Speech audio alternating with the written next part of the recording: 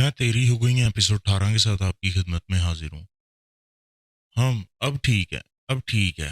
घर के एक एक कोने को पूरी लगन से चमकाकर अब वो खुद को ही दाद दे रही थी। वाह चंबेली वाह, तेरे में इतना सुगड़पन कैसे ही आ गया रे। शीशे के सामने खड़े होकर इसने गाल पर उंगली रखकर आंखें घुमाते हुए सोचा, अरे बाप रे बाप, शाम होने वाली है। मैं तो कुछ बनाया ही नहीं। जब साहब थका हारा आएगा तो इसको खाना भी तो चाहिए होगा। अब मेरे होते हुए साहब ऐसे ही भूखे पेट सो जाएं? ना ना ना ना ना, ये नहीं हो सकता। चंबेली अपने होते हुए अपने साहब को ऐसे तो सोने नहीं देगी। घर में कदम रखते ही इसने पूरे घर को हैरानगी से देखा। वैसे तो वो खुद भी अपने घर को गंदा नहीं होने देता था, लेकिन आज तो इसे अपने ही घर में हर चीज निखरी निखरी देखकर अच्छा तो लगा। लेकिन ये सब किसने और किस हालत में किया? ये सोचते ही उसके दिमाग पर त्यूरियां चढ़ गई। चंबेली, कहाँ हो? सेहन में खड़े होकर इसने चंबेली को आवाज दी और इसकी तवक्का के ऐन मुताबिक सारा घर साफ करने के चक्कर में इसकी खुद की हालत खराब हो चुकी थी। घुटनों तक भीगा लहंगा, कमर पर दुपट्टा बांधे, चोटी में से आधे बाल निकलकर गर्दन और मुंह पर बिखरे, अजीबो गरीब हुलिये में किसी बोतल के जिन की तरह फट से उसके सामने हाजिर हुई। एक अफसोस भरी नजर से इसने चंबेली के हुलिये को देखा। ये शापर पकड़ो, इसमें कुछ कपड़े लाया हूं तुम्हारे लिए। मुझे नहीं पता तुम्हें ये पूरे आएंगे या नहीं, लेकिन अभी के लिए मुझे जो समझ लगा मैं ले आया। अब जाकर फ्रेश हो जाओ। कुछ शॉपिंग बैग इसकी तरफ बढ़ाते हुए इसने चंबेली के होलिये पर एक बार फिर सरसरी सी नजर डाली। जल्दी करो, मैं इतनी देर में खाना निकाल कर लगाता हूँ। साहिब, आप बाहर से खाना क्यों लाए हो? अपन बना रही थी खाना। शॉपिंग बैग को मजबूती से थामते हुए इसने मुंह बनाकर कहा, चुपचाप जितना कहा है इतना करो। खाना ठंडा होने से पहले फ्रेश होकर आओ। फटाफट। ये खाओ दवा। चंबेली खाना खाने के बाद अब वो उसे दवा देने आया। साहब, आप समझ काहे को नहीं रहे हो? ये जख्म ऐसे ही ठीक हो जाएंगे। आप बिला वजह ही इतना पैसा जाया कर रहे हो, और अपन से नहीं खाई जाती ये कड़वी दवाइयाँ। दवाई को देकर अजीब अजीब मुंह बनाते हुए इसने अपने ही राग अपनाना शुरू कर दिए। शट अप चंबेली, मैंने पूछा नहीं है, मैं तुम्हें बता रहा हूं कि ये खाओ, अभी के अभी खाओ। मेरी आंखों के सामने इसके हाथ पर दो गोलियां और साइड टेबल पर पानी का गिलास रखते हुए इसने एक ट्यूब उठाई और उसके पैरों के करीब बैठकर एक नजर इसके चेहरे की तरफ देखा, जिसका पूरा ध्यान दवाई को बिना खाए आंखों से निगल जाने में लगा था। एक पल के लिए तो सलीम का दिल किया कहका लगाकर हंस दे, लेकिन फिर इसने सोचा कि इससे तो चंबेली को और शय मिलेगी और इसने मजीद नखरे करने हैं। चंबेली, अब अगर ये दवा 5 सेकंड के अंदर तुम्हारे मुंह में ना गई तो मैंने डॉक्टर बुलाकर तुम्हें भैंसों वाला इंजेक्शन लगवाना है। करख्त लहजे में कहते हुए इसने चंबेली को गुस्से से घूरा, जो हैरत से आंखें फाड़ते सदमे से इसकी तरफ देख रही थी। सलीम ने आंखों से एक बार फिर दवा लेने का इशारा किया और इसके इशारे को समझते ही चंबेली ने बिजली की तेजी से दवा मुंह में रखते ही पानी अपने लबों से लगाया और झट से दवा गले से नीचे उतार दी। दवाई निगलकर इसने सलीम की तरफ देखा, जो अब इसके पैरों का मुआयना करते हुए ट्यूब खोल रहा था। ये क्या कर रहे हैं आप साहब? नजर नहीं आ रहा दवा लगा रहा हूं। कुछ देर के लिए अपना मुंह बंद रखो। बिना इसकी तरफ देखकर कहते हुए सलीम ने ट्यूब का ढक्कन खोला। साहब, आप हमारे पैरों को कैसे हाथ लगा सकते हैं? आप तो हमारे साहब हो और होने वाले वो भी। सलीम का ट्यूब निकालता हाथ अपनी जगह फ्रीज हो गया। एक नजर चंबेली की तरफ देखा और इसकी बात को नादानी में लेते हुए सर झटका और जल्दी से इसके दोनों पैरों पर ट्यूब लगाई। दवा ले ली है अब तुमने, सो जाओ। अच्छे से आराम करोगी तो सुबह तक सारे जख्म तकरीबन आधे से ज्यादा ठीक हो जाएंगे। साहब, आप मेरे से शादी कब करोगे? चंबेली ने सलीम को मुड़ते देखकर सवाल किया। सलीम ने गुस्से से मुड़कर इसकी तरफ देखा। लड़की, तुम्हारा दिमाग खराब हो गया है। कौन सी शादी? मैंने ऐसा कब बोला कि मैं तुमसे शादी करूंगा? आराम करो, तुम्हारे जख्म ठीक हों तो कुछ सोचते हैं। तुम्हें कहाँ छोड़कर आऊं, सख्त लहजे में कहते हुए वो एक बार फिर बाहर की तरफ मुड़ा। क्या क्या मतलब है साहब? आप मेरे को यहाँ से भेज दोगे? मेरे को अपने साथ नहीं रखोगे?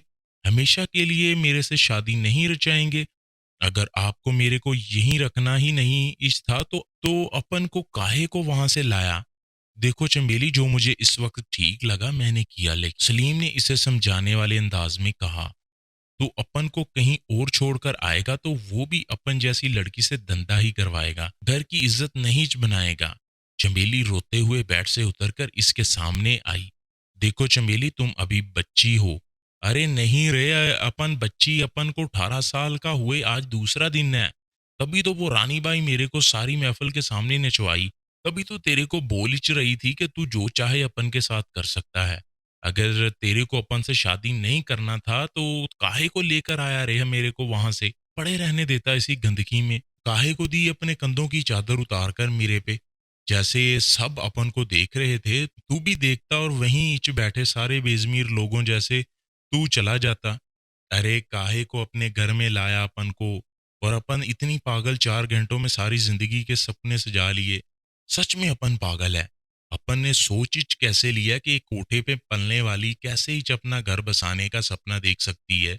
अपनी आंखों से बहते हुए आंसुओं को बेदर्दी से मसलते हुए इसने शिकवा न कुना नजरों से सलीम की तरफ देखा। एक बात पूछूं साहब, तुम भी यही सोच रहे है ना कि अपन का करैक्टर का क्या भरोसा? अपन के साथ पता नहीं कितनों ने क्या क्या किया होगा।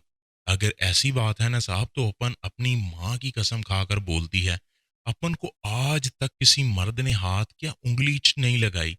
अपन को सारी लाइफ में एक मर्द पे भरोसा हुआ, एक मर्द के सामने अपना तन मन वारने का दिल किया, और वो तू है साहब। और वो तू है साहब। लेकिन तूने भी चंबेली को बाकियों के जैसा ले लिया है। अपन नहीं जानता अपन का बाप कौन है। बोले तो सच यही है कि अपन नाजायज है। लेकिन अपन की माँ ने हमेशा इच यही सपना देखा था कि इसकी बेटी धंधा इच नहीं करेगी। जब तक अपन की माँ जिंदा थी किसी ने अपन पर उंगली इच नहीं उठाई थी। अपन से किसी ने नहीं बोला चंबेली उठकर धंधा कर। लेकिन दुनिया में एक ही रिश्ता देकर खुदा इसको भी मेरे से ले गया। और इस रानी बाई को बस एक मौका मिलना चाहिए था, जो खुदा ने खुद प्लेट में रखकर इसको दिया। ज़ारों कतार रोते हुए वो घुटनों के बल जमीन पर बैठती चली गई। तो अपन के 20 लाख रुपए देकर आया है ना, तो जो दुनिया अपन के साथ करेगी तू वो अभी इच अपन के साथ कर डाल, ताकि चंबेली को हमेशा याद रहे कि इसकी औकात क्या है। अपना दुपट्टा गले से उतार कर नीचे फेंकते हुए वो अपना मुंह हाथों में छुपाकर ज़ारों कतार रोने लगी। सलीम ने एक नज़र इसके हचकोले खाते वजूद पर डाली और लड़खड़ाते कदमों से बाहर की जानब बढ़ गया। ये रात दोनों पर ही बहुत भारी थी। एक तरफ चंबेली जहां अपनी बदबख्ती पर मातम कुना थी, वहीं सलीम के दिमाग पर चंबेली का बोला गया एक एक लफ्ज हथौड़े की तरह बरस रहा था। अगर वो अपनी जिंदगी में अकेला था तो चंबेली के पास भी उसका कोई अपना नहीं था। उसे क्या चाहिए था, बस वो हमेशा इसके साथ इज्जत की जिंदगी गुजारने की ख्वाह थी। और जो लड़की इस भेड़ियों के दुनिया में भी अपनी इज्जत की हिफाजत किए हुए थी, जिसके किरदार की गवाही इसकी आंखों और आंसू दे रहे थे, ऐसी लड़की को क्या वो अपना हमसफर नहीं बना सकता था? और बड़ी महफिल में उसके चेहरे पर फैले कुर्ब को देखकर ही तो वो इसे बिना सोचे समझे अपने साथ ले आया था। वो अंदर से बुरी तरह टूटी हुई थी, जिसका एहसास उसे अभी कुछ देर पहले हुआ था। वो भी तो टूटा हुआ था, बिखरा था। क्या वो दोनों एक दूसरे का सहारा नहीं बन सकते थे? दिमाग में बनते बेशुमार सोचों के जाल पर इसने जोर से आंखें मीच ली, और एक लंबी सांस खींचकर वो आखिरी और खत्मी फैसला कर वहां से उठा। और मोबाइल पर उंगलियां तेजी से चलाते हुए इसने किसी का नंबर मिलाकर फोन कान से लगाया। तकरीबन 2 घंटे के बाद वो फिर से उसके कमरे में आया, तो सामने ही वो वीरान आंखें लिए वैसे ही बैठी थी जैसे वो छोड़कर गया था। बस पहले आंखों से आंसू रवां दवां थे, और अब चेहरे पर आंसुओं के मिटे मिटे निशान के साथ आंखें एक जगह ठहर गई थी। इसके करीब आकर सलीम ने एक नजर इसके होलिये को देखा। दुपट्टा अभी तक एक तरफ गिरा अपनी नाकदरी को रो रहा था। एक लंबी सांस लेकर इसने दुपट्टा उठाकर इसकी तरफ बढ़ाया। इसे पहनो चंबेली, और चलो मेरे साथ। नहीं साहब, अपन कहीं नहीं जाएगी, अपन अपनी औकात समझ गया है। मेरे को आप वापस वहीं इस कोठे पे छोड़ आओ। वहाँ जो भी ये काम अपनी मर्ज़ी से करता है, रानी बाई इसके साथ बहुत अच्छे से रहती है। इसको मारती भी नहीं।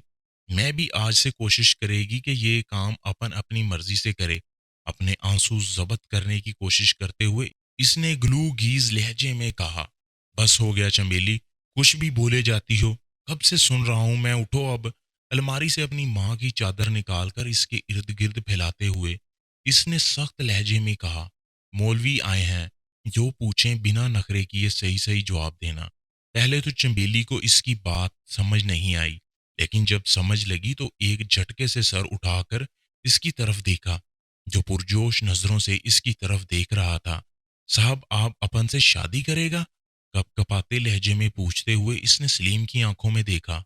"हाँ रे चंबेली, अपन तेरे से ब्याह रचाएगा। साला अपन सोचा एक तो चंबेली इतनी अच्छी, इतनी प्यारी है, इतनी खूबसूरत है, ऊपर से काम भी कर लेती है, अपन से शादी भी करना चाहती है। तो ऐसी लड़की अपन अगर मोमबत्ती लेकर भी ढूँढेगा तो मेरे को नहीं लगता कि मेरे को चंबेली जैसा कोई दूसरा पीस मिलेगा।" बिल्कुल इसी के अंदाज में कहते हुए वो उसे मुस्कुराने पर मजबूर कर गया। "बल्कि ऐसे हिच मुस्कुराती रहना। अब तो सारी ज़िंदगी साला अपन को तेरी आँखों में एक आँसू हिच नहीं चाहिए।" उँगलियों के पोरों पर उसके आँसुओं को चुनते हुए इसने चंबेली की आँखों में देखा और दूसरी तरफ असवद ने शौकत से गन छीनकर उसे रुमाल से पकड़ा। पुलिस का हॉर्न सुनते ही शौकत ने लड़खड़ाकर उठते हुए वहां से भागने की कोशिश की, लेकिन असवद का एक जोरदार घूंसा पड़ते ही वो दोबारा से वहीं ढेर हो गया। असवद ने शौकत को छोड़ते हुए आगे बढ़कर इंस्पेक्टर को सारी सूरत हाल से आगाह करते हुए रुमाल में पकड़ी गन इसके हवाले की। "देखें मिस्टर असवद एंड सलीम, आप दोनों को अपना बयान देने पुलिस स्टेशन आना होगा।" "ठीक है इंस्पेक्टर, हम आ जाएंगे।" सलीम ने खुद आगे आते हुए असवद को कुर्रत की तरफ जाने का इशारा किया। "मैं सब संभाल लूंगा।" जो गाड़ी की आवाज़ सुनकर एक बार फिर बाहर निकल आई थी। "कुर्रत गाड़ी में बैठो।" फ्रंट सीट का दरवाज़ा खोलते ही असवद ने कुर्रत को बैठने का इशारा किया। मगर असवद इसको गोली लगी है, मर गई हैं। क्या वो खौफ से कांपते हुए इसने असवद के तरफ देखते हुए पूछा। "देखो कुर्रत, बुराई का अंजाम हमेशा बुरा ही होता है। तुम्हें ज़्यादा सोचने की ज़रूरत नहीं है। तुम बैठो गाड़ी में।" उसे गाड़ी में बिठाकर वो खुद भी दूसरी तरफ कार का दरवाज़ा खोलकर गाड़ी में आ बैठा और फिर बिना किसी देरी के गाड़ी स्टार्ट कर दी। ड्राइविंग करते हुए इसने मुड़कर कुर्रत की तरफ देखा। फोटो को सीने से लगाकर सीट की पुश्त पर सर गिराए वो बेआवाज रो रही थी। "कुर्रत मेरी जान, बस करो।" इसकी गाल पर फिसलते आंसुओं को अंगूठे से साफ करते हुए इसकी गाल के नीचे हाथ रखा। असवद इसके हाथ पर अपना हाथ रखते हुए इसने भीगी नजरों से असवद की तरफ देखा। "आप प्लीज गाड़ी रोकें, मुझे घुटन हो रही है।" "ठीक है मेरी जान, लेकिन ये रोना बंद करो।"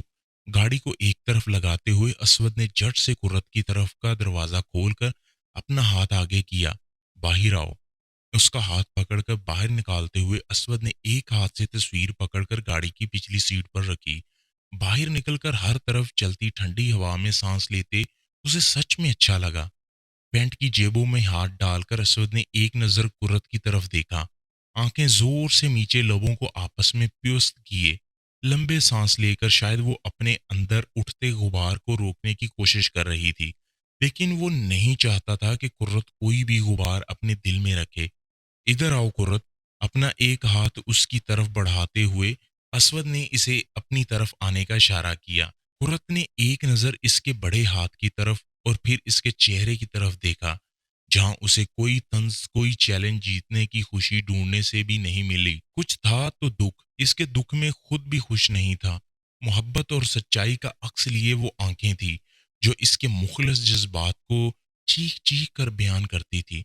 अपना कपकपाता हाथ इसकी चौड़ी हथेली पर रख कुर्रत ने उसके हाथ को मजबूती से पकड़ा। हल्का सा झटका देकर असवद ने इसे अपने करीब किया। इसके हाथ को अपने सीने पर रखते हुए दूसरे हाथ से उसका सर अपने दिल के मुकाम पर टिकाया। "रो लो थोड़ा सा, बस ये आखिरी बार रोना है तुमने, क्योंकि मैं नहीं चाहता कि जब तुम मेरी जिंदगी में शामिल हो तो मरीना मलिक की सोच भी हमारी जिंदगी में किसी तलखी की वजह बने। हमारी दुनिया में मरीना मलिक के लफ्ज को भी आने की इजाजत नहीं है। कुर्रत, इसे तुम मेरी जिद मानो, मेरा हुक्म मानो, लेकिन मरीना मलक को तुम अपने दिलो दिमाग से अभी निकाल दो और तकलीफ दा सोचों को यहीं फेंक कर जाओगी, क्योंकि वहां मम्मा और पापा तुमसे वैसे ही प्यार करते हैं जैसे तुम्हारे अम्मी अब्बू करते थे। और अब तुम्हें सब तकलीफ दा सोचों को यहीं छोड़ना होगा, इसीलिए कि अब हमें अपनी खुशियां इकट्ठी करनी हैं, जिनमें कोई झूठ, फ्रेब और बोझ की जगह नहीं होगी। तो मिसेस असवद मलक, आपका अपने शोहर के मोहब्बत के जहां में वेलकम। लंबी सांस अपने अंदर खींचते हुए इसने कुर्रत के गिर्द अपने मजबूत बाजुओं का हिसार और तंग किया।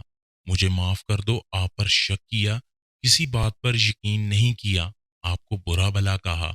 आपने कितनी बार बताने की कोशिश की, लेकिन मैंने एक बार भी आपकी बात को समझने की कोशिश नहीं की। वो औरत मेरे पापा को मुझसे छीन कर सारी जिंदगी झूठी मोहब्बत का ढोंग रचाती रही, और मैं पागलों की तरह इस पर यकीन करती रही। मुझसे बर्दाश्त नहीं हो रहा, मुझे दिल में ना बर्दाश्त होने वाली तकलीफ हो रही है। आप तो सब ठीक कर देते हो ना, मेरी तकलीफ को दूर कर दें। मुझे लगता है मैं छोटे छोटे टुकड़ों में तकसीम होकर बिखर जाऊंगी। मुझे बुझा लो उसवद, मैं टूटना नहीं चाहती। आपने कहा था जब मैं टूट कर बिखर जाऊं तो आप मुझे समेट लोगे। आपने सही कहा था, मैं ये चैलेंज हार जाऊंगी, और मैं सच में हार गई। आपके साथ मोहब्बत होने के साथ-साथ मैं खुद भी आपकी हो गई। तो दोस्तों, कैसी लगी आज की एपिसोड? उम्मीद करता हूँ पसंद आई होगी। वीडियो को ज़रूर यार लाइक कर दिया करें। मिलते हैं नेक्स्ट एपिसोड में, तब तक अल्लाह हाफ़िज़।